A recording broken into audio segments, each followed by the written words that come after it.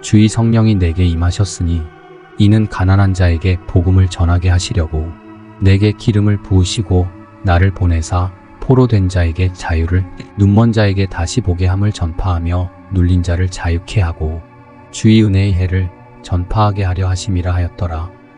누가복음 4장 18절. 스스로 계신 자, 전지전능하신 만군의 주 여호와 하나님께서 이 시간 이 메시지를 믿음 안에서 전함받고 회개하여 돌이키는 하나님의 자녀들에게 거룩하신 성령을 부어주실 것입니다. 여러분이 현재 처한 모든 상황과 환경을 하나님 아버지께서 모두 알고 계신다는 사실을 다시금 깨닫기 원하십니다. 그저 그렇다고 말들을 하니까 그런가 보다 할 내용이 아니라 분명히 하나님께서 여러분의 사람의 모든 것을 알고 계신다는 것을 분명하게 깨닫기 원하신다는 말입니다.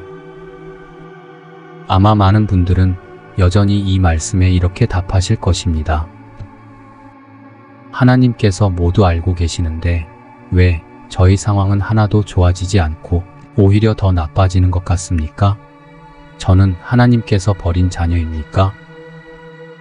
악한 영의 세력이 온 세상을 뒤흔들고 있는 이때 많은 사람들이 더 이상 앞으로 나갈 수 없을 것 같이 힘겨운 삶의 환경과 지속되어지는 고통의 상황, 질병, 영적인 문제, 경제적 문제, 도저히 해결되지 않을 것 같은 사람들과의 갈등으로 결국 낙담하며 하나님을 섬기는 자녀이면서도 늘 눌리고 아파하며 슬픔과 탄식 가운데 살고 있습니다. 생각해 보십시오. 여러분의 자녀가 아프고 힘들어하며 고통스러워 울고 있을 때 여러분의 마음은 어떠하겠습니까? 내가 대신 아프더라도, 내가 대신 슬프더라도 내 자녀의 고통을 없애주고 싶지 않겠습니까? 인간인 우리도 이러할진대 우리를 지으신 여호와 하나님 아버지의 마음은 어떠하시겠습니까? 온전히 선하신 여호와 하나님, 그분께서 세우신 공의 안에서 죄의 저주로부터 우리를 자유케 하시기 위하여 아들 예수 그리스도를 보내셔서 우리의 모든 죄와 저주의 대가를 대신 받게 하셨습니다. 그렇다면 모든 죄의 저주, 사망의 권세는 더 이상 하나님의 자녀들에게 그 영향을 미쳐서는 안 되는 것인데 왜 많은 하나님의 자녀들은 여전히 죄의 저주와 사망의 권세로부터 자유롭지 못한 것입니까? 어떤 원인이 없이 결과가 이루어질 수 없는 것이 하나님께서 세우신 우주의 이치인데 어딘가 문제가 있기 때문에 그렇다는 말이 아니겠습니까? 혹자가 말하는 만사형통을 말하는 것이 아닙니다. 의를 위하여 핍박을 받는 자는 복이 있나니 천국이 저희 것임이라. 나를 인하여 너희를 욕하고 핍박하고 거짓으로 너희를 거스려 모든 악한 말을 할 때에는 너희에게 복이 있나니 기뻐하고 즐거워하라. 하늘에서 너희의 상이 큼이라. 너희 전에 있던 선지자들을 이같이 핍박하였느니라. 마태복음 5장 10절에서 12절. 무릇 그리스도 예수 안에서 경건하게 살고자 하는 자는 핍박을 받으리라. 디모데후서 3장 12절. 예수 그리스도를 믿고 경건하게 삶으로써 받는 핍박은 오히려 하나님께서 기뻐하시는 삶이며 천국을 상속받고 하늘에서 상을 받는 복된 일입니다.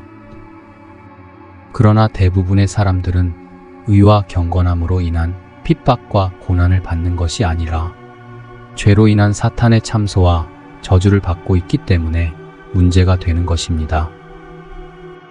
죄의 저주와 사망의 권세로부터 자유하지 못하는 원인은 바로 여전히 회개하지 않은 죄 때문이며 자신의 죄를 온전히 깨닫지 못함입니다. 지속되는 죄로 인한 결과로 예수 그리스도께서 하늘로 올리시면서 아버지께서 보내시리라 약속하신 보혜사 성령께서 사람 안에 임하실 수 없기 때문입니다. 많은 분들로부터 죄가 끊어지지 않아서 괴롭다는 메시지를 많이 받습니다. 죄인 줄 아는데, 이 죄에서 벗어나야 하는데 죄가 끊어지지 않고 지속되는 죄된 삶으로 인해 죄책감과 자괴감에 하나님께 나아가기 어렵다는 분들이 너무도 많습니다. 너희는 성령을 따라 행하라. 그리하면 육체의 욕심을 이루지 아니하리라. 육체의 소욕은 성령을 거스르고 성령은 육체를 거스르나니 이 둘이 서로 대적하므로 너희가 원하는 것을 하지 못하게 하려 함이니라. 갈라디아서 5장 16절에서 17절. 여러분이 원하는 삶은 하나님의 뜻대로 삶을 드리는 것인데 육체의 소욕과 성령이 대적하기 때문에 하나님의 뜻대로 사는 삶을 살 수 없게 되는 것입니다. 그렇다면 어떻게 성령을 받을 수 있는지 살펴봅니다. 이에 베드로가 그들에게 이르되 회개하고 너희 각 사람이 예수 그리스도의 이름으로 침례를 받아 죄들의 사면을 얻으라. 그리하면 너희가 성령을 선물로 받으리니 이 약속은 너희와 너희 자손과 멀리 떨어져 있는 모든 사람 곧 주 우리 하나님께서 부르실 모든 사람을 향한 것이니라. 사도행전 2장 38절에서 39절 킹제임스 흠정역. 이에 바울이 이르되 참으로 요한이 회개의 침례로 침례를 주며 백성에게 말하여 그들이 자기 뒤에 오실 분 곧 그리스도 예수님을 믿어야 한다고 하였느니라 하거늘 그들이 이 말을 듣고 주 예수님의 이름으로 침례를 받으니라.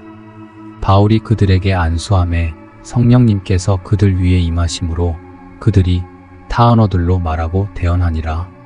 모두 12사람쯤 되더라. 사도행전 19장 4절에서 7절.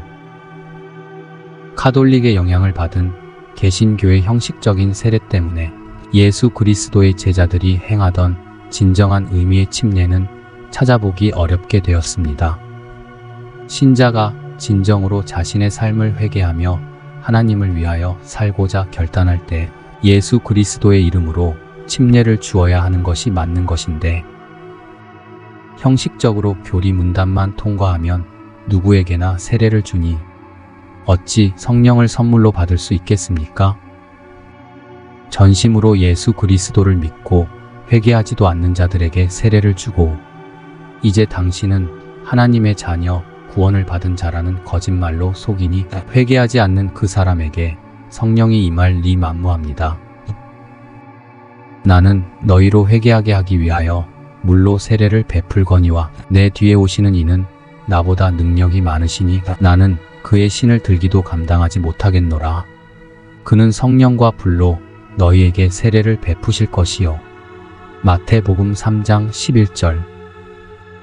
세례 요한이 광야에 이르러 죄사함을 받게 하는 회개의 세례를 전파하니 온 유대 지방과 예루살렘 사람이 다 나아가 자기 죄를 자복하고 요단 강에서 그에게 세례를 받더라. 마가복음 4장 5절. 죄사함을 받게 하는 회개의 세례가 아니면 말씀에 기록된 성령을 받을 수 없는 것입니다. 형식적인 세례만 받는다고 해서 하나님의 자녀가 되는 것이 아니라 진정한 회개가 있어야만 예수 그리스도의 이름으로 세례를 받을 수 있는 것이고 그 세례를 통하여 죄의 사면을 받고 약속대로 성령을 받게 되는 것입니다. 이 사실을 진정 깨닫지 못하니 자신은 예수 그리스도를 믿는다 고백하며 사는 사람이니 성령을 받은 자라고 착각하며 여전히 죄에 빠져 살면서도 구원을 받을 것이라는 거짓된 믿음 안에 있는 것입니다. 혹시 이 메시지를 보고 계시는 목회자가 계신다면 자신이 속한 교단의 교리대로 세례를 주지 마시고 진정 회개하며 하나님의 뜻대로 살고자 하는 자들에게 세례를 주시기를 권면합니다. 사꾼 목사, 가짜 세례교인들이 넘쳐나는 교회에서 성령의 역사가 일어날 수 없음을 아셔야 합니다. 회개치 않은 악한 자의 아들들이 교회를 병들게 하고 분열케 하는 것을 현 시대의 교회에서 어렵지 않게 찾아볼 수 있음을 아시지 않습니까? 기독교가 융성하던 국가들의 교회가 줄어들고 사라져 오히려 역으로 선교사를 파송해야 하는 현실을 직시해야만 합니다. 오늘 우리가 진정 회개 없이는 결단코 성령을 받을 수 없다는 사실을 다시금 깨닫기를 원합니다.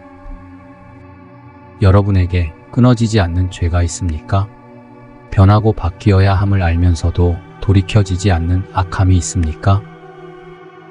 진정 모든 죄를 하나님 앞에 내어놓고 회개하며 하나님의 성령을 구하십시오. 너희가 악할지라도 좋은 것을 자식에게 줄 알거든.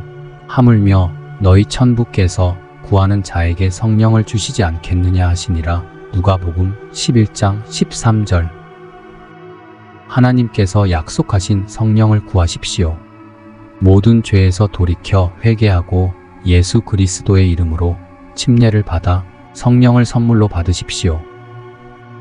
회개하여 돌이키는 자에게 성령을 주시리라 약속하셨습니다.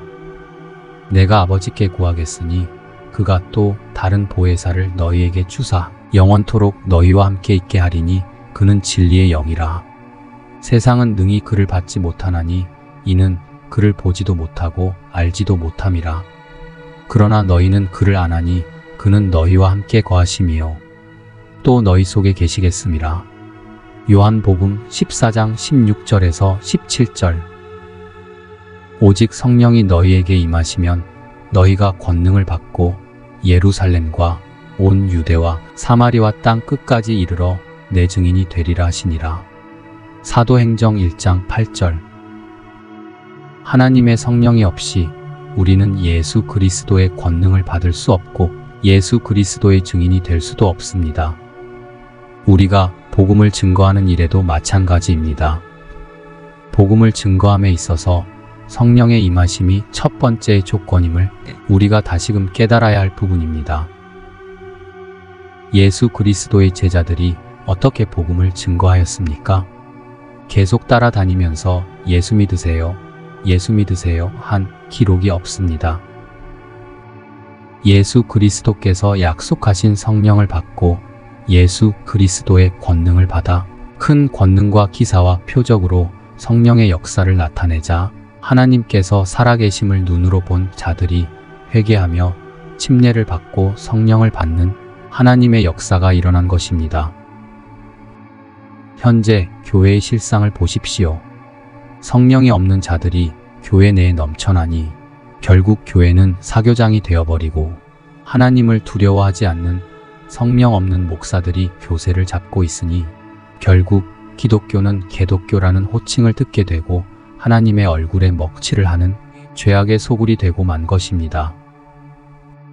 하나님의 종이 아닌 그들은 성령이 없기에 결국 종교통합과 배도의 길에 교회를 참여케 할 것이고 짐승에게 경배케 할 것이며 그곳에 함께하는 자들 역시 하나님을 아는 지식이 없으므로 함께 망할 것입니다. 자신이 속한 교단이 가증한 배도의 길에 서 있는 것을 알면서도 교단을 탈퇴하지 못하는 이유는 무엇입니까? 신사 참배에 참여하여 가증한 우상 숭배로 하나님의 교회를 더럽힌 자들과 다른 것이 무엇입니까? 회개하십시오. 돌이키십시오. 성령께서 말씀하시는 것을 들으십시오. 하나님께서 허락하신 시간이 많이 남아있지 않습니다. 성령을 받은 자들의 입에서는 한 가지 말만 나옵니다. 회개하라. 천국이 가까웠다. 성령께서 우리에게 명하시는 것이 무엇입니까? 회개와 거룩함으로 너희 구원을 이루라. 회개와 거룩함을 외치지 않는 자들은 하나님의 종이 아님을 분명히 깨달으십시오. 평안하다, 평안하다 말하는 거짓 설교에 속지 말고 오직 하나님의 말씀 안에서 회개함으로 하나님의 성령을 받아 예수 그리스도의 증인으로 서십시오. 오늘 우리는 오직 하나님의 말씀에 귀 기울여야 합니다. 성령을 구하십시오. 무엇보다 성령께서 여러분과 함께 하시기를 구하십시오. 여러분이 성령과 함께 동행할 때 여러분의 가정이 변화됩니다. 여러분의 가정에 구원의 역사가 일어납니다. 분열되고 분쟁하던 가족이 성령 안에서 하나가 되는 기적이 일어납니다. 여러분이 성령의 인도하심에 따라 삶을 드릴 때 여러분이 그토록 하나님께 구하던 모든 기도의 제목들이 하나님의 능력으로 이루어짐을 확인케 하실 것입니다. 여러분이 성령 안에서 하나님의 뜻을 이루는 삶을 영적 예배로 드릴 때 여러분의 삶을 가로막고 있는 모든 장애물이 하나하나 무너짐을 보게 될 것입니다. 죄의 저주와 사망의 권세는 이미 예수 그리스도께서 파괴하시고 이기셨습니다. 여러분이 성령 안에 거할 때 죄의 저주가 끊어짐으로 질병은 치유될 것이며 사망의 권세가 끊어짐으로 악한 영은 떠날 것입니다. 이제 하나님의 자녀여 예수 그리스도의 제자된 여러분은 약속하신 성령을 받고 성령의 인도하심에 따라 삶을 드릴 때입니다. 오늘 하나님 앞에 겸손히 나아가십시오. 구하는 자에게 성령을 주시리라 약속하신 그 약속을 믿고 모든 죄를 내어놓고 회개하며 성령께서 임하여 주시기를 구하십시오. 그리하여 성령께서 하시는 말씀을 듣고 그대로 순종하십시오. 오늘 이 말씀을 듣고 전심으로 회개하며 성령을 구하는 자에게 성령을 허락하여 주시며 형용할 수 없는 은혜와 기쁨, 구하는 모든 것에 합당한 응답을 허락하여 주시기를 하늘과 땅의 모든 권세를 가지신 예수 그리스도의 이름으로 간절히 축원합니다. 예수 그리스도 곧 우리의 구원자를 통하여 우리에게 성령님을 풍성히 부어주셨으니 이것은 우리가 그분의 은혜로 의롭게 되어 영원한 생명의 소망에 따라 상속자가 되게 하려 하심이라. 디도서 3장 6절에서 7절. 거룩하신 성령의 임재 안에서 데이비스 하프드림